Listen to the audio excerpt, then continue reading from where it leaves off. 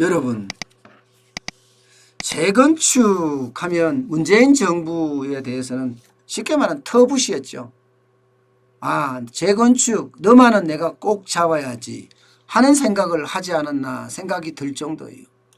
실제로 재건축에는요, 여러분, 그야말로 뭐라고 해야 돼요?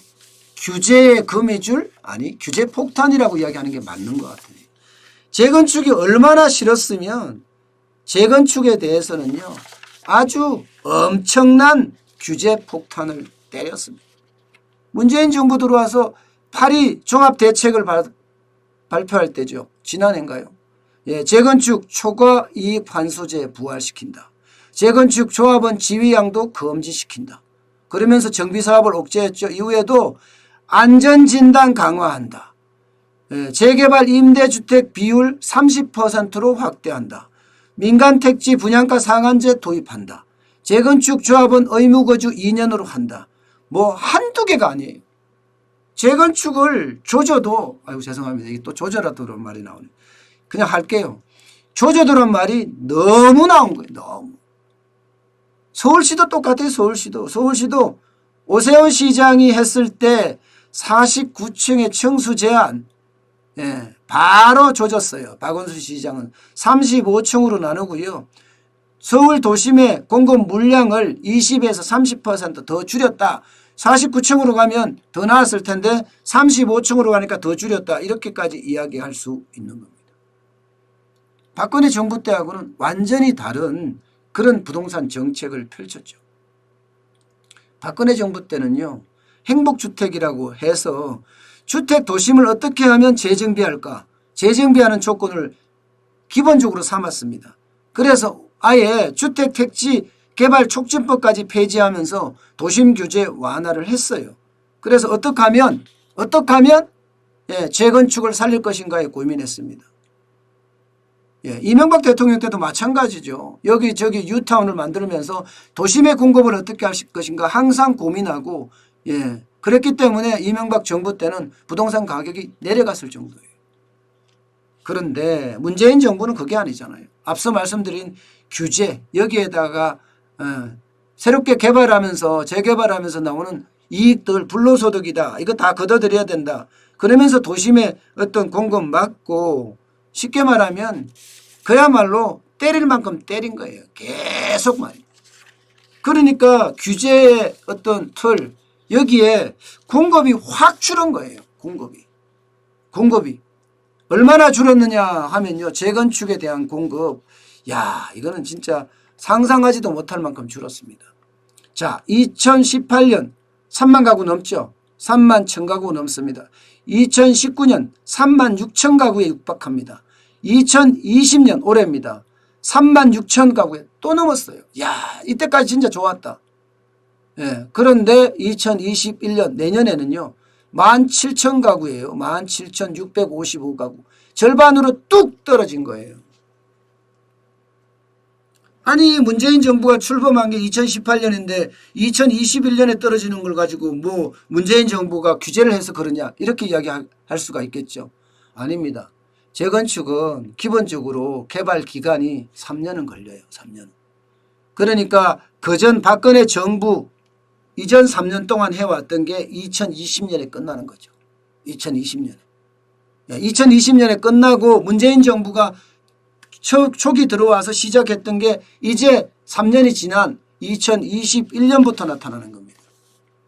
그러면 2021년부터 나타나게 되면 이게 반토막이 났어요.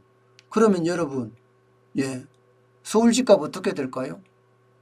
그냥 간단한 경제 원리로 생각하자고요. 복잡한 거 빼고 간단한 경제 원리로. 예, 수요는 많고 시중에 돈은 넘치고 공급은 딸리고 당연히 올라가겠죠. 올라갈 수밖에 없는 구조예요. 예, 이 단순한 경제 지표 하나만 봐서는 올라갈 수밖에 없는 구조입니다. 그런데 과연 말입니다. 문재인 대통령이 김현미 국토교통부 장관을 불러서 뭐라고 했습니까? 예, 발굴을 해서라도 주택 공급을 늘려라. 이 말이 사실일까요? 혹시 이거 립 서비스라고 하냐요? 입에 발린 말? 예. 립 서비스는 아닐까요? 저는 그런 생각이 들어요. 왜냐하면 서울에 말입니다. 주택 물량을 더 공급할 수 있는 길은 재개발이나 재건축밖에 없습니다. 그린벨트 있다고 한다고요? 그린벨트에 별로 관심 없어요. 결국은 재건축이나 재개발인데 재건축이나 재개발을 가지고 될까요? 저는 그래서 이게 가능하겠느냐. 예. 이게 서울 도심의 공급이 가능하겠느냐. 저는 여기에 의심이 든다니까요. 립서비스로 끝날 가능성이 있다. 이런 생각까지 듭니다. 3기 신도시 사전청약 물량 확대하고 공공재건축 활성화 방안 만들다. 미니 신도시 뭐 3곳 4곳 지정한다. 물론 맞아요. 애쓰는 모습은 맞는데 과연 이렇게 했을 때 재건축이나 재개발 물량이 이만큼 나올 수 있을까요? 나올 수 있을까요? 그리고 입주자들, 소비자들이 관심이 있을까요? 저는 아무리 그린벨트를 풀고 다른 것을 발굴한다고 하더라도 이 정도의 공급은 불가능하다고 봅니다.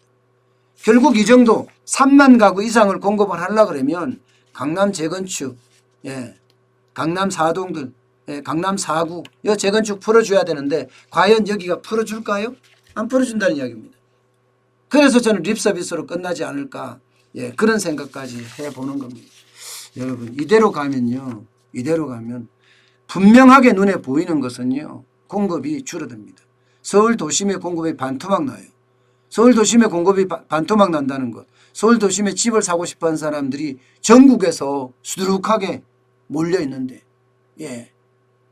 유동자금이 3천조 아니에요. 3천조. 이 중에 현금으로 바로 뺄 수 있는 자금이 거의 1100조나 됩니다. 1100조. 이런 돈이 지금 떠돌아다니는데 어디로 가겠어요? 오죽했으면 그 돈들이 해외 투자로 몰리겠습니까? 해외 투자로. 오죽했으면. 결국은 유동성이 그만큼 줄어든다는 이야기, 유동성이 그만큼 많아진다는 이야기는요. 결국 공급을 그만큼 더 해줘야지 되는데 과연 그렇게 안 된다는 게 결국엔 내년에 집값을 또 올리는, 특히 강남 집값을 또 올리는 그런 결과를 맞지 않을까. 저는 굉장히 우려스러운 겁니다.